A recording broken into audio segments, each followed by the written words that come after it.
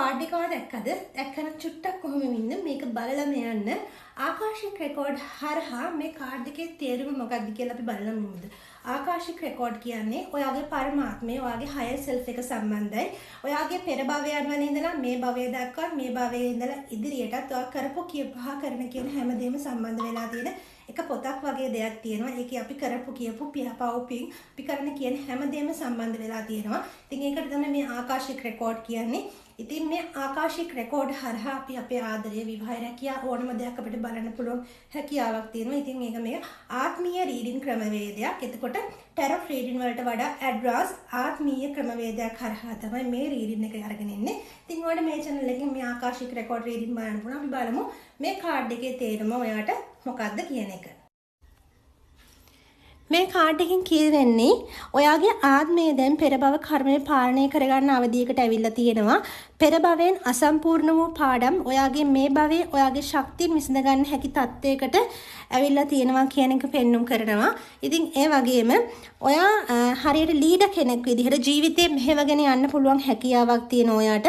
මේකේ දෙපැත්තක කළු සුදු ශක්ති දෙකක් තියෙනවා. එතකොට මේ කළු සුදු ශක්ති දෙක ඔයාගේ පාලනය යටතේ අරගෙන යන්න පුළුවන් හැකියාවක් තියෙනවා. පෙර භවයේ කන්ට්‍රෝල් නැතුව තැන් තියෙනවා. ඒ දේවල් මේ භවයේදී ඔයාට බැලන්ස් කරගෙන අරගෙන යන්න පුළුවන් හැකියාවක් තියෙනවා. ඒ වගේම කර්මය ඔබට විරුද්ධ නැහැ. කර්මය ඔබේ පැත්තේ තමයි මේ භවයේ ඉන්නේ.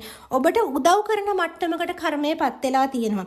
මේ කාඩ් එකෙන් පෙන්눔 කරන්නේ ආකාශික රෙකෝඩ් වලින් කියන්නේ නව දිශාවකට දැඩි තීරණයක් ගන්න නැවත එකම චක්‍රයේ හිර වෙන්න එපා. ඉදිරියට යන්න බාධා කරපු දේවල් ඔබට දැන් පාලනය කරන්න පුළුවන් හැකියාවක් තියෙනවා. විශේෂයෙන්ම ආදරය ගැන කිව්වොත් මේ සම්බන්ධතාවය ඔබට පාඩමක් දීලා ඉදිරියට යන්න කියන එක පෙන්눔 කරනවා. නැත්තම් දෙදෙනාම එකට ආත්මීය ජයග්‍රහණයක් කරගන්න පුළුවන් හැකියාවක් තියෙනවා.